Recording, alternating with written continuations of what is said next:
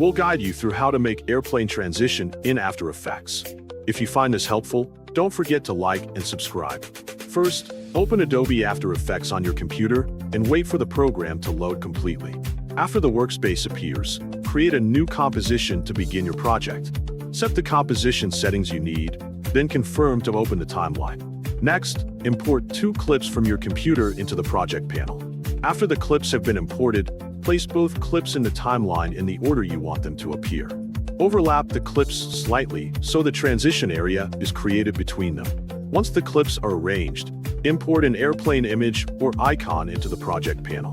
Drag the airplane layer into the timeline and place it above both clips so it becomes visible over the transition. After placing the airplane layer, select it in the timeline. Press P on the keyboard to open the position property. Enable keyframes by clicking the stopwatch next to position. This creates the first keyframe at the current playhead location. Place the airplane on one side of the screen as the starting position.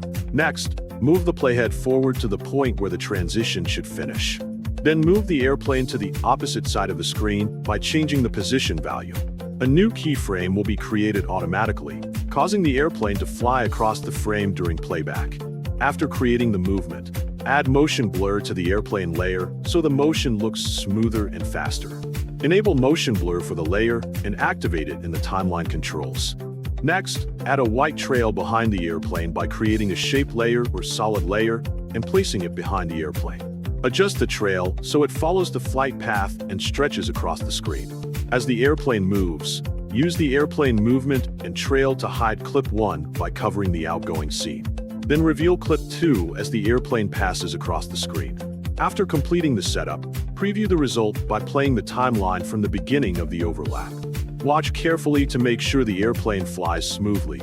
The trail hides the first clip properly, and the second clip appears at the correct time. Adjust any keyframes or layers if needed. Once everything looks correct, add the composition to the render queue. Click Render to export the final video.